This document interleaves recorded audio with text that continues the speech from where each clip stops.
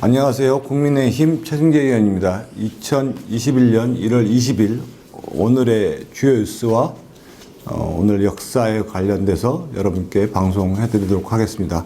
오늘 방송은 유튜브 소상공인 최승재 TV를 통해서도 방영됩니다. 꼭 좋아요와 구독 눌러주시고요. 그리고 페이스북을 통해서도 많이 여러분들 공감해 주시기 바랍니다. 오늘 첫 번째 기사는요, 문재인 대통령의 이익공유제 관련된, 그 다음에 여당의 이익공유제 관련된 내용입니다. 더불어민주당이 코로나19 이익공유제를 그룹에 또 금융권을 추가한다고 합니다. 여당 정책위장인 홍익표 의원은 라디오 방송에 출연해서 코로나 상황에서 이익을 보는 업종이 금융업이다. 은행권은 좀 이자를 낮춰주거나 불가피한 경우 이자 상환을 중단시켜야 된다고 이야기했습니다.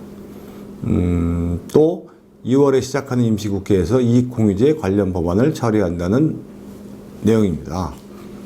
관련된 작업에 착수했다고 또 알려지고 있습니다. 또 민주당 최고위원회 회의에서 공공기관 사회적 가치법과 사회적 경제기본법을 핵심 법안으로 다루기로 결정했다고 합니다.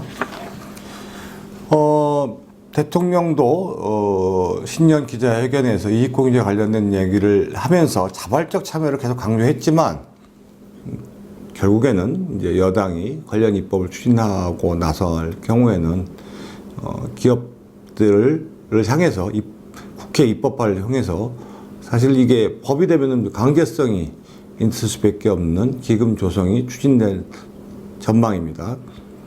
19대 20대 국회에서 임기 만료로 폐기된 사회적 경제기본법안이 통과 여부도 주목되고요. 현재 21대 국회에는 사회적 경제기본법 등 총 5개 법안이 발의되어 있는데 이 가운데 사회적 기금 조성을 포함한 법안도 있습니다.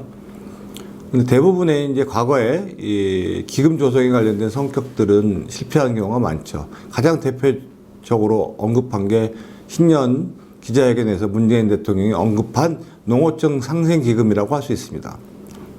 정부 내에서도 인센티브를 주더라도 기업들이 필요한 일에는 이제 자신들의 어떤 형태의 기금이 아니라면 실패할 가능성이 높다는 의견들이 상당히 많습니다. 농어촌 그 기금도 지금 사실은 기금이 제대로 모아지지 않고 있고 제대로 지금 운영이 제대로 안 되고 있습니다. 이 공유제에 관련된 부분을 잘못하면은 이 대기업 사주들이 이 배임에도 문제가 생길 수 있고 또 국내 기업과 외국계 기업과의 또 차별적인 요소가 생길 수 있습니다. 외국계 기업은 이 공유제에 참여하지 않을 가능성이 상당히 높겠죠.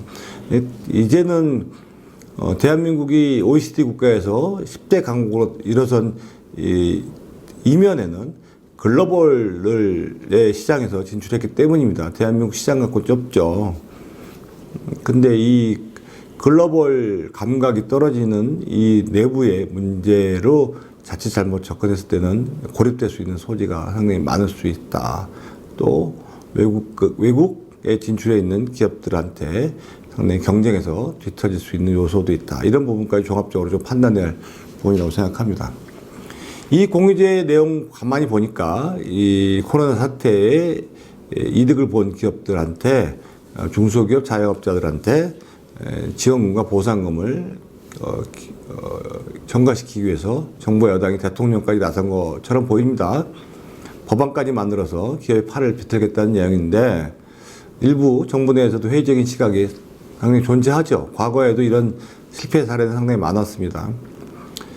이 마키아벨리의 이 국가를 유지하는 방법이 여러 가지 요소가 있었던 것이 국가가 모든 걸 통제하면서 선한 대목으로 이끌어가는 것처럼 보이지만 사실은 국민들 한 사람 한 사람의 개개인의 어떤 생각이 가장 중요한 요소인 것이 지금 현대 민주주의 사회의 큰 흐름입니다. 국가가 모든 것을 다 대변할 수 없고요. 또 그것이 권위주의로 할 수 있고 통제 사회로 갈 수 있는 부분이 있습니다. 그것에 대해서 공공의 역할에 대해서 지금 이 문재인 정부는 잘못 판단하고 있는 것이 아닌 것인가. 국가는 여러 가지 부분에 대해서 권력을 갖고 움직일 수 있겠지만 국민들이 행복하지 않은 사회, 또 국민들이 이런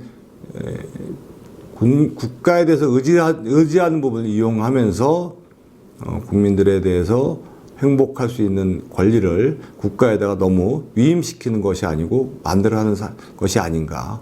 또 기업의 어떤 자율성까지 침해하는 것이 아닌가. 이것은 종국에는 정말 무엇을 위해서 국민들이 존재하는가에 대한 의구심을 가질 수밖에 없다. 공공의 역할이 무엇인지에 대해서 고민하게 하는 대목이라고 할 수 있습니다. 다음 뉴스는요, 코로나 1년이 던진 물음입니다.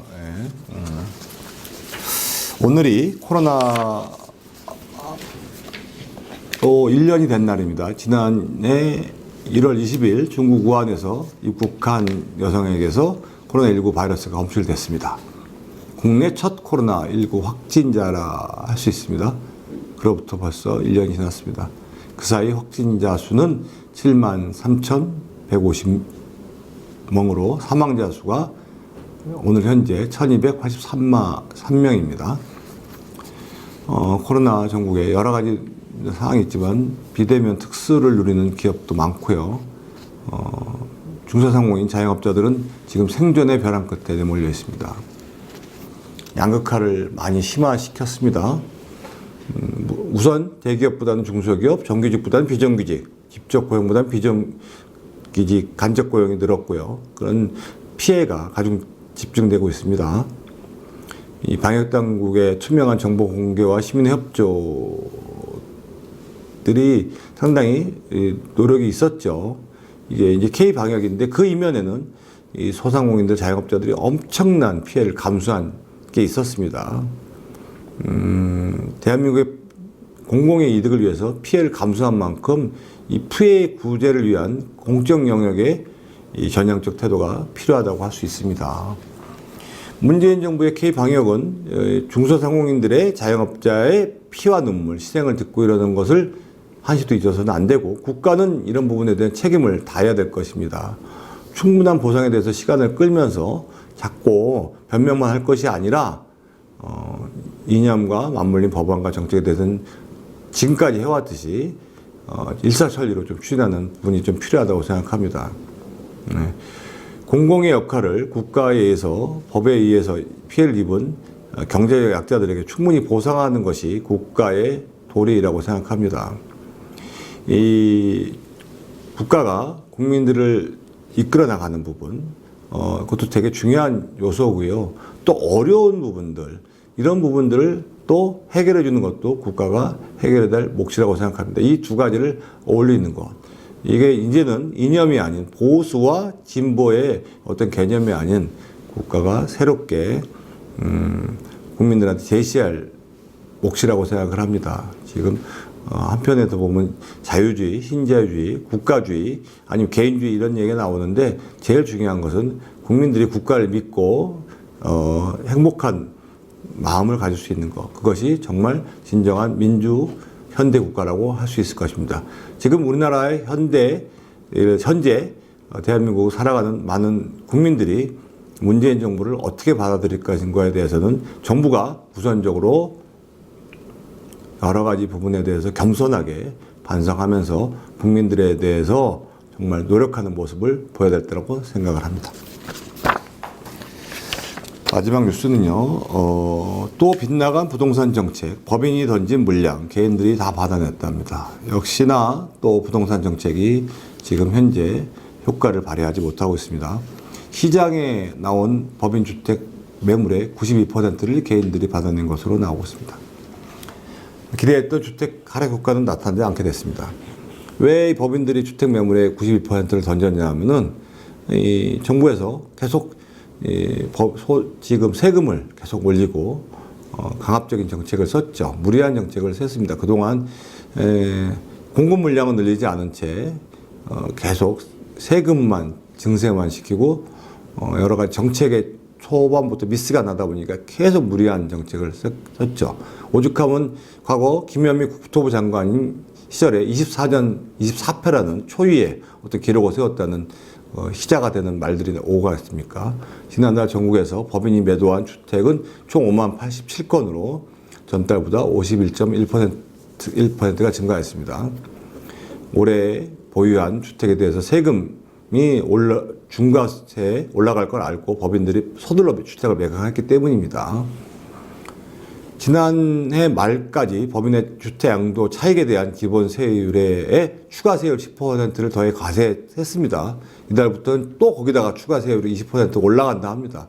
세금만 올리는 거죠. 개인들의 그런데도 불구하고 개인들의 매수세가 꺾이지 않으면서 주택 하락으로 이어지지 않습니다. 집값이 더 오를 거라는 판단이 개인들한테 있었던 거죠.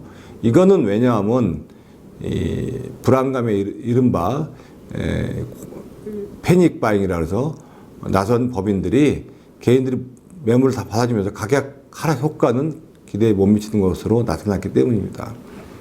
문재인 정부의 실패한 부동산 정책은 어제 오늘의 일이 아닙니다. 도대체 지금까지 몇 번의 부동산 정책이 발표됐는지 도대체 알 수도 없습니다. 이미 시장은 정부를 신뢰하지 않고 있습니다. 정부의 발표를 우습게 알고 있는 거죠. 그것은 정부가 어떤 정확한 개념조차 없이 본인들의 어떤 정책을 이념이나 아니면 자신의 인기몰이 수단이나 이런 거로 진정성 있게 제대로 접근하지 않았기 때문에 빚어진 참사라고 생각을 합니다. 서민을 먼저 생각하고 서민들의 삶의 질을 먼저 생각하는 수단으로 정책을 발휘했다면 이런 일이 벌어지지 않았을 거라고 생각합니다. 이 가진 자와 가지지 않은 자의 어떤 대결 국면으로 바라보고 이른바 얘기해서 증세의 어떤 도구로 사용했기 때문에 지금 여러 가지 부작용이 생기는 거라고 생각합니다. K-방역에 이은 부동산 정책은 서민들과 특히 삶과도 직결되는데 제대로 대동되지 않아 국민들의 삶은 여전히 고단할 수밖에 없습니다. 집 한 채 갖는 게 소원일 수밖에 없는 이 현실에서 제대로 진짜 먹고 자고 이게 인간의 가장 요건인데 그거조차 누리지 못하는 이 정책입니다. 오늘 보니 OECD 국가 중에서 대한민국이 무디스 평가 신용 등급이 가장 올랐다고 또 자화자찬하는 얘기가 나옵니다. 무디스 신용 평가 등급이 오르면 뭐 합니까? 국민들은 여전히 힘들게 살고 있습니다. 마음에 상처를 많이 받고 있습니다. 그것이 꼭 남의 나라에서 벌어지는 것처럼 생각되는 국민들은 정부를 더 이상 신뢰하지 않을 수 있습니다. 국가는 국민들한테 제대로 다가가고 정말 같이 힘들더라도 노력하자는 진정성 있는 그런 자세가 중요하다고 생각합니다. 부동산 정책 다시 한번 국민들에게 정확하게 마음을 물어서 정책을 펼쳐주길 바랍니다. 마지막으로 오늘 역사 속 오늘 말씀드리도록 하겠습니다. 방금 전에 말씀드렸지만 2020년 국내 첫 코로나19 확진자가 발생됐습니다. 그 부분은 제가 말씀드렸고요. 1495년도 1월 20일 날 조선의 구대왕 성종이 돌아가셨습니다. 뭐 옛날 말로 얘기하면 붕어라고 합니다. 그걸. 성종은 이제 세종의 장남인 의경사자의 둘째 아들로 태어났기 때문에 왕위 계승권자는 아니었죠. 여러 가지 어떤 역사적 사실에 의해서 어떤 우여곡절 끝에 왕위에 등극했습니다. 그거는 이제 나중에 말씀드리고 성종의 아들이 연산군입니다. 그래서 이런 또 영화로도 많이 나온 얘기가 있고요. 성종에 관련된 치세는 경국대전이라는 겁니다.